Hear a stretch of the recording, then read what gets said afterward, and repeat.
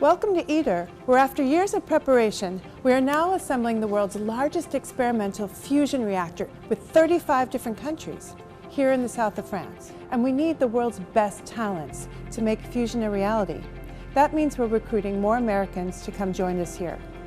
Let me introduce you to some of my American colleagues that work here at ITER, and they can tell you more about what it's like.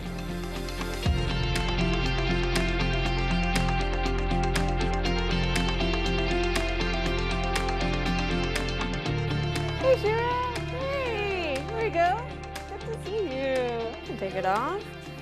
My name is Karina Vergara. I am from California. I am working at ITER as the Diverter Integration Officer.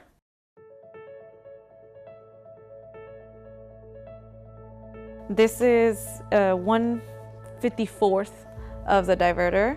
The diverter is like an ashtray formed by a bunch of these pieces that go around and make a circle.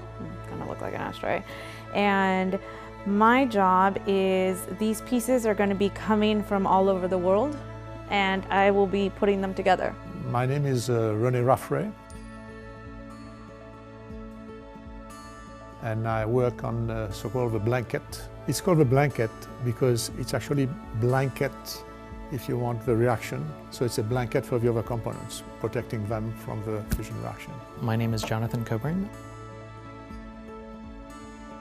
And all of my research work focuses on the first wall components. So it's my job to analyze what heat loads and energy loads we expect to see during operation. In the end, what you're trying to do is you're trying to create a source of energy that you know will really help our children, grandchildren, great-grandchildren, because it's something for the future. And this is the exciting part about it. One of my goals in terms of my career, I wanted to work as an engineer, but I wanted to do some good for the world, of course. And so ITER, when it came up, that was a great opportunity because it checks so many boxes. It's for energy, it's sustainable, it's cutting edge. As someone who wants to be an integral part of the fusion research community, ITER really is one of the best places that you can be. It's nice because here you get to see sort of the top-down aspect of the science staff, research staff, engineers say, we need these scientific questions answered. Who can help us answer those questions? Previously, and I know before I got here, the joke was fusion is always 50 years away. And I'll admit that when I first got here, the platform, it was empty. Wow, where do I live? This is very much Countryville. But now there's a new energy around the site, especially that we see the big buildings coming and components are getting delivered from all over the world.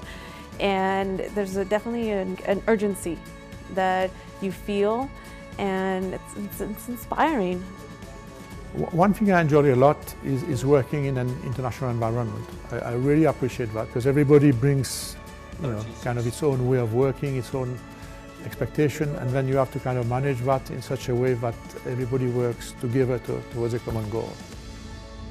It's fun when me and the other postdocs are working on a project for months, and then we are able to go out on site and see new components that have come in, and we'll sit and be like, hey, that's the thing that we were trying to model. Like, that's what it actually looks like. It's gigantic.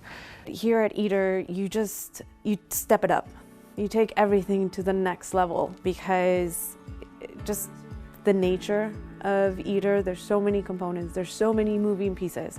Just for this, for the cassette assembly, there's over 300 components that have to be assembled into 54 of these. So that's a lot of coordination, logistics, planning.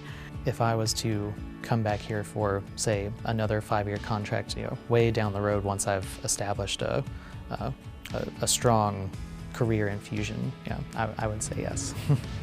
Obviously, COVID has had an impact on our working conditions here, and I'm very impressed and happy with how ITER has treated the whole situation.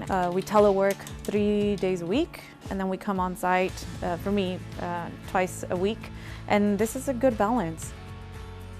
I live in Aix-en-Provence at the moment. It's tiny compared to LA and what I was used to. There's definitely some challenges in terms of finding a place to live, Do I get a car? Do I not get a car? But luckily there was a welcome office who helped take care of all of the paperwork. And I would just go in and say, I have this problem.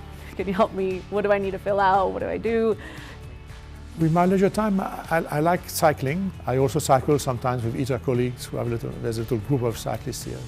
And I must say Provence is the right place to be if you like cycling. You have a lot of nice little roads where you can go. The scenery is just beautiful, you know. Here in Provence, you drive a few hours, you can go skiing. You drive a few hours the other direction, you can go kayaking. You can go down to Marseille and check out the beach. So that part we've definitely enjoyed. So if there's an American out there debating whether to come to ITER or not, I would say to just come. You won't regret it. I'd highly recommend it. The experience has been very eye-opening and fulfilling and well worth it. Professionally, this is extremely challenging and extremely motivating. And culturally and internationally also. So this will be my strong recommendation. Join us, we'll be happy to welcome you.